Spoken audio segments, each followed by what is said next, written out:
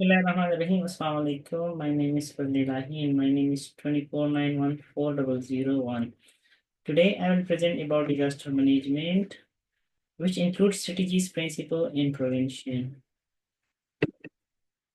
Introduction to disaster management, strategies, principle, and prevention. Actually, if we introduce disaster management, so disaster management is structured approach to dealing with disaster, aiming to minimize their impact on human lives, infrastructure, and environment. It involves planning, coordination, and implementation of strategies to reduce risk and improve resilience.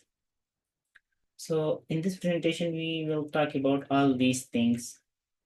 Understanding disaster management. So the first thing we will understand about disaster management is prevention. Second is mitigation. Third is preparedness. Fourth is response.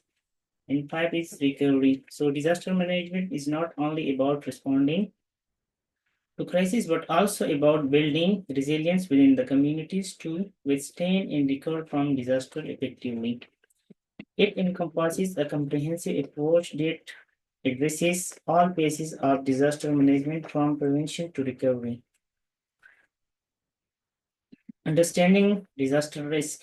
Number one is hazard, number two is vulnerability, number third is capacity.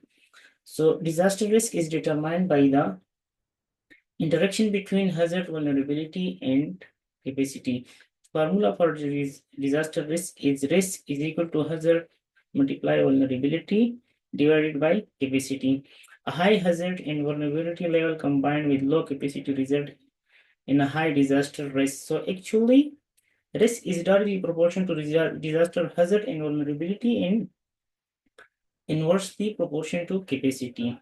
So understanding this factor is crucial for the effectiveness of disaster management and risk reduction strategies.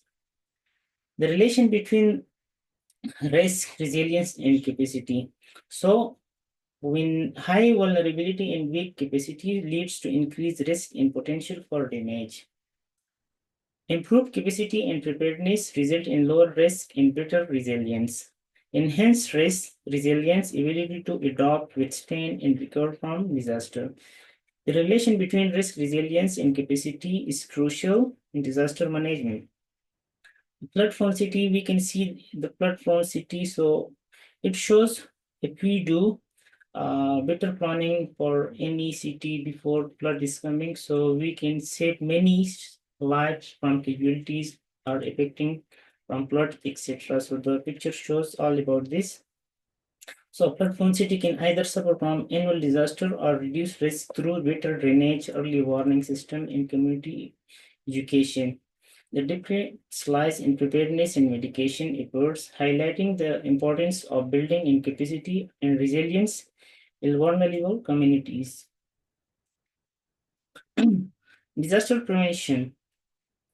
So it includes reduce human casualties, protect economic stability, preserve the environment, and minimize cost. So in the picture, we can see how can we do all these things like zoning, mapping, reforestation, earthquake-resistant building, and early warning system. Disaster prevention focuses on eliminating risk before they occur, rather than they just managing their consequences.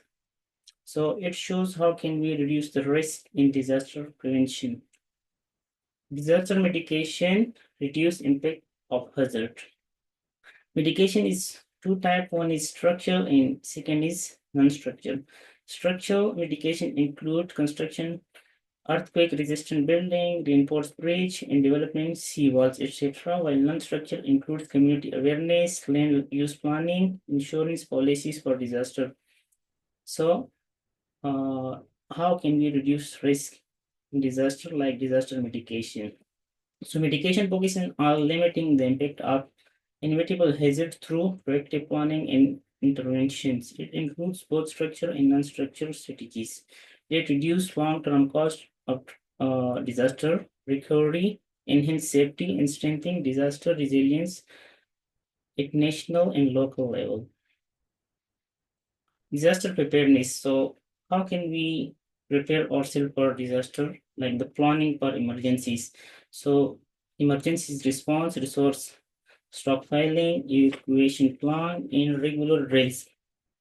So preparedness involves developing the capacity to effectively respond to disaster. It includes strategies like emergency responses, training in stockpiling resources, creating evacuation plans, and reducing regular rails, reducing regular rails, etc.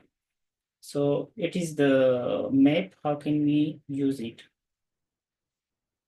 Early warning system. So early warning system includes hazard detection, data analysis and forecasting, communities and dissemination, and community response readiness. So how can we improve our disaster plan with the early warning system? So it's the map which show how can we prepare ourselves for the early warning system before any disaster happens, like a repost early warning system which saved many people during the uh, tsunami in the Pacific Tsunami Warning Center is an example of effectiveness of this early warning system.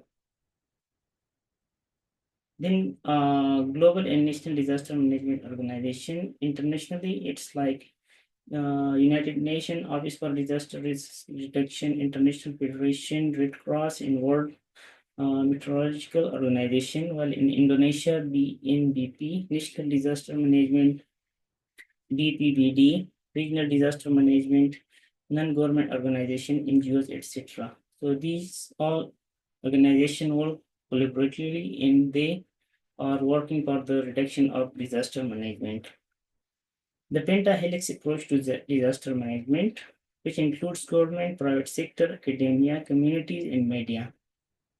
So through this model, they reduce the disaster, like to prevent a disaster in the COVID-19, where cooperation between these sectors played a crucial role in response.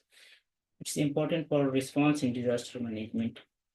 So future direction in disaster management, develop smart infrastructure, integrate disaster policies, enhance public awareness, leverage artificial intelligence, increase climate adaptation strategies. The role of technology in disaster management, which includes remote sensing, drones, mobile apps, artificial intelligence. So remote sensing in satellite imagery for monitoring and assessment, drones for search and rescue, mobile app for emergency alerts and information, like in Indonesia. In a race personnel is app developed by Indonesian organization, which is very crucial in disaster management, while artificial intelligence also play a vital role in disaster management as well. Community engagement in disaster management, which include education and training, local initiative, and stakeholder collaboration. So we should educate people and involve local communities, while and also collaboration with stakeholders. So effective disaster management requires active community engagement. This involves education and training community members, supporting local initiative for disaster prevention and mitigation, and fostering collaboration between various stakeholders engaged in communities are more resilient and better preparedness to face potential disaster. We can see from the graph the measure the impact of the hearing the impact of the disaster management efforts. So how the efforts took and saved many casualties and economic losses in recovery time and community preparedness. So from the graph, we can see that how much we have reduced the casualties, economic loss, and recovery time and community preparedness.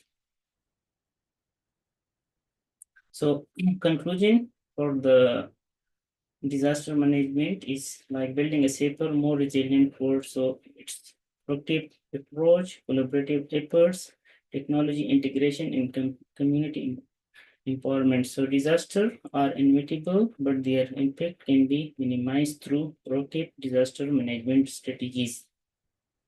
By investing in prevention, mitigation, and preparedness, communities can reduce risk, save life, and enhance resilience. A collaborative, science-driven, and technology-enabled approach is essential for building a safer and more disaster resilient world. Remember, preparedness today, safer tomorrow. It's the reference which I have taken for this presentation. Thank you so much for listening. Please don't forget to like and comment.